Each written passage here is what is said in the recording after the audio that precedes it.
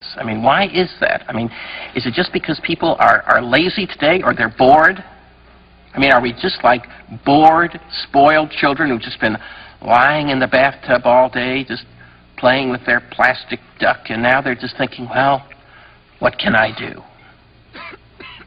Okay, yes, we are bored. We're all bored now.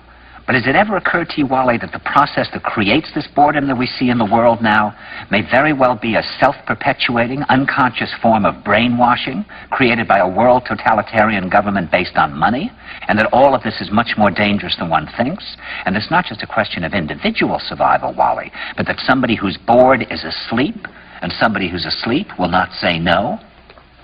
See, I keep meeting these people. I mean, just a few days ago, I met this man whom I greatly admire. He's a Swedish physicist, Gustav Bjornstrand, and he told me that he no longer watches television, he doesn't read newspapers, and he doesn't read magazines. He's completely cut them out of his life because he really does feel that we're living in some kind of Orwellian nightmare now, and that everything that you hear now contributes to turning you into a robot. And when I was at Findhorn, I met this extraordinary English tree expert who had devoted his life to saving trees. He just got back from Washington, lobbying to save the redwoods. He's 84 years old. He always travels with a backpack because he never knows where he's going to be tomorrow. And when I met him at Findhorn, he said to me, "Where are you from?" And I said, "New York." He said, "Ah, New York, yes, that's a very interesting place. Do you know a lot of New Yorkers who keep talking about the fact that they want to leave but never do?" And I said, "Oh, yes." And he said, "Why do you think they don't leave?" I gave him different banal theories. He said, "Oh, I don't think it's that way at all." He said, "I think that New York is the new model for the new concentration camp, where the camp has been built by the inmates themselves, and the inmates are the guards, and they have this pride in this thing they've built. They've built their own prison, and so they exist in a state of schizophrenia, where they are both guards and prisoners, and as a result, they no longer have, having been lobotomized, the capacity to leave the prison they've made, or to even see it as a prison." And then he went into his pocket and he took out a seed for a tree and he said, "This is a pine tree." He put it in my hand and he said, "Escape before it's too late." See, actually for 2 or 3 years now, Chiquita and I have had this very unpleasant feeling that we really should get out. And we really should feel like Jews in Germany in the late 30s. Get out of here. Of course, the problem is where to go, because it seems quite obvious that the whole world is going in the same direction.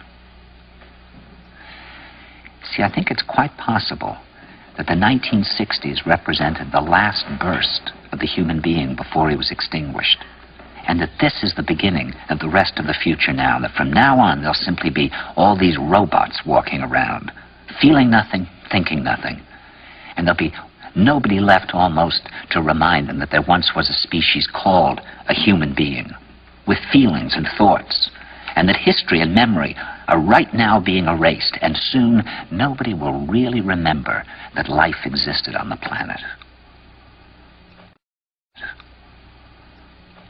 Now, of course, Bjornstrand feels that there's really almost no hope, and that we're probably going back to a very savage, lawless, terrifying period. Findhorn people see it a little differently. They're feeling that there'll be these pockets of light springing up in different parts of the world, and that these will be, in a way, invisible planets on this planet. And that as we, or the world, grow colder, we can take invisible space journeys to these different planets, refuel for what it is we need to do on the planet itself, and come back. And it's their feeling that there have to be centers now where people can come and reconstruct a new future for the world. And when I was talking to Gustav Bjornstrand, he was saying that actually these centers are growing up everywhere now. And that what they're trying to do, which is what Findhorn was trying to do, and in a way, what I was trying to do. I mean, these things can't be given names, but in a way, these are all attempts at creating a new kind of school or a new kind of monastery. And Bjornstrand talks about the concept of reserves, islands of safety, where history can be remembered and the human being can continue to function in order to maintain the species through a dark age. In other words, we're talking about an underground, which did exist in a different way during the Dark Ages among the mystical orders of the Church. And the purpose of this underground is to find out how to preserve the light, life, the culture, how to keep things living.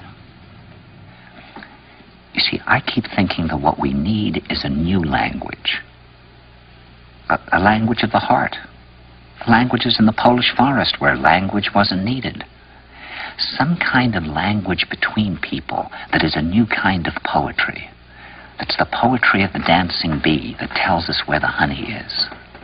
And I think that in order to create that language, you're going to have to learn how you can go through a looking glass into another kind of perception where you have that sense of being united to all things, and suddenly you understand everything.